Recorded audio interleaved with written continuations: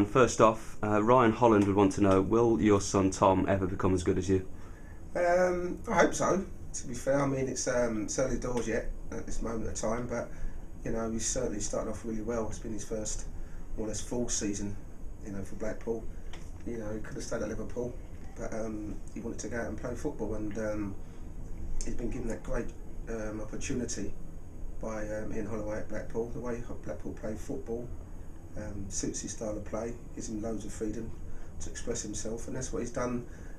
Maybe the end of the backs last season, and obviously he's taken it on this season. So he's a different player to me. He's completely different to me. I was obviously more of a swashbuckling midfield player, and he's a bit more goal, a bit more flair. But you know, I'm sure you know he will have some say in how far he goes, and hopefully you know he can be even better than me. Adam Johnson would like to know, what was the experience like at one of your first coaching roles at Swindon Town? It's a kind of strange one because I just left Wolves, and obviously thought the next process for me was to go into management. I wasn't too sure what level it was going to be at, so obviously being close friends with Dennis Wise, who was at Swindon at the time, I thought I'd go and spend a couple of months there coaching and playing. I felt I managed to play 2 or 3 games, but my main objective was to go out there and coach and learn your trade, and you know, understand that you're not going to actually always be coaching players who can be as good as you or done what you've done. So it was a great experience. I think the first to answer the question was, it was kind of nervy, to be fair, because you don't want to give the players too much data info because they won't take it on board. So it's just kind of simplify things, and but I thoroughly enjoyed it. You know, working at that level with a good bunch of lads, they always willing to listen and learn and want to improve as players. So it was a thoroughly good experience. I was only there for 2 months, only due to the fact that it was a long way from home. You know, living in Chester, I spent a lot of time in hotels, so it was kind of hard. So you know, I just said to Dennis, listen mate, thanks for the opportunity, enjoyed it, but I need to be closer back to my family. Mike Whittaker wants to know, what's your favourite memory from your time at Ince? Oh, some great memories. I think the first one for me must be, you know, winning the Milan derby. I mean, you hear so much about it, obviously, when you're playing in England, and you know, I've been fortunate to play in lots of derbies, you know, London, Manchester, Liverpool, Middlesbrough ones, you know, Wolves ones, you name it, I've kind of played in it, you know. So it was nice for me to experience, you know, what it was like to play in a Milan derby. And I think the first one we played in, 85,000 people there. Had to kick off late because all the fireworks and that, you couldn't see the player standing right next to you. So we ended up winning 1-0, and it was just a fantastic feeling going out after into town. You know, you were treated like gods anyway, but you know, this was extra special. And excuse me, I was fortunate enough that in my time at Ince Milan we never lost a derby game, so that was a great experience. You know, but you know, where we lived in Lake Como, you know, which was a beautiful place, and everything was just great. The culture, the food, you know, everything about playing in Italy was a great experience. And I find it strange that we don't get enough players from England who want to go over and experience that, because it's an amazing experience. Going back around 10 years now, we were talking about it a bit before. Talk to us about Wolves and how that was for you.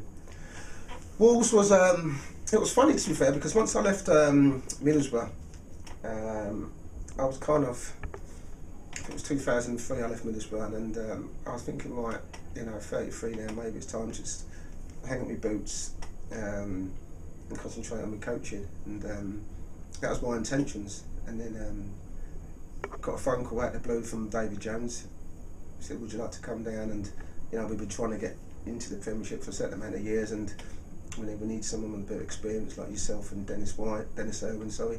And I said, yeah, okay, so I'll come down and have a chat with you. So came down and had a chat, I could see what he was trying to do, and I just thought, yeah, great, let's give it a go. You know, I was still only 33, I needed something to give me another challenge, something where I could get my teeth into, something where there was a purpose in it. I didn't want to just go and play for a team just to keep playing football. I wanted to go to somewhere where they wanted to take the club forward, and that's what Dave Jones and Jez Moxley wanted to do. So to go there in your first year and beat Sheffield United in the playoffs, and beat them convincingly. You know, I know, you know, Matty made a couple of saves and had a penalty, but I think, you know, we were 3-0 up at half time and could have been 4 or 5 to be fair. So just to go there that year and see what it meant to the Wolves fans going up and to Jack Hayward was a great experience. I'm not sure if you can answer this one. David Hughes says, where does your heart lie, Liverpool or Manchester United?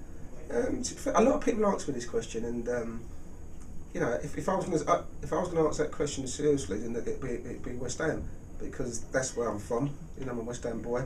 You know, I played all my junior years playing for West Ham, and I left West Ham to go to Man when I was 21. So, you know, if you talk about me roots, then it's got to be West Ham. That's where my heart is. And but if you ask who I support, then you know, I know people I support my family. You know, when I went to Man United, I give 110% every time I play for Man United. But when I went to Liverpool, I did exactly the same, and I did exactly the same at Wolves and Middlesbrough and all the teams I played for. So I've got no affinity towards any club, you know, unless I'm playing for that club or managing that club. Yeah. And finally, Ollie Pritchard wants to know if there's one rule that you could change in football, what would it be to make it better? That's a good question, that.